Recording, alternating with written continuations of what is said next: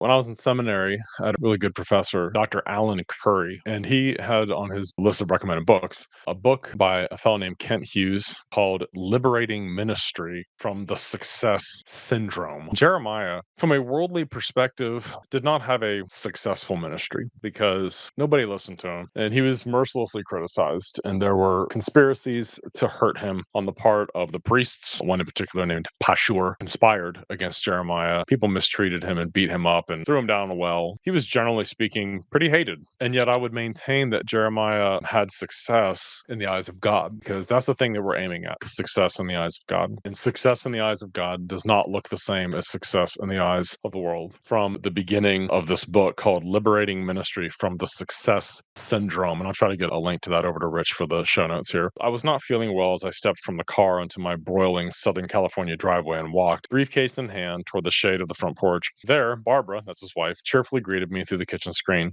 Aware of my gradual depression, she had been observing me with increasing concern. My gait had lost its characteristic energy, and I often appeared downcast. Barbara knew that it had to do with my work. She observed that when things were going well at church, I was okay, but otherwise I was discouraged. If church attendance was up, I was up. If it was down, so was I. And the numbers had been going down for a long time. What Barbara didn't know was that I was seriously wondering whether I should continue in the pastoral ministry. Neither was she aware that the doubts troubling me were actually so repugnant that I could not bring myself to verbalize them. Nor could she know that as I further suppressed them, my depression itself had become increasingly ugly. A covert, unarticulated animosity had crept through my soul. It was hidden from all. Years of honestly cultivating Christian civility served me well, for inside I was a very angry man. The focus of my resentment was God himself, the one who had called me to this. I had given everything, all my time, all my education, years of ministry, and true Christian devotion. He knew this, right? And now I was failing. God was to blame. Beneath my pastoral veneer, dark thoughts moved at will.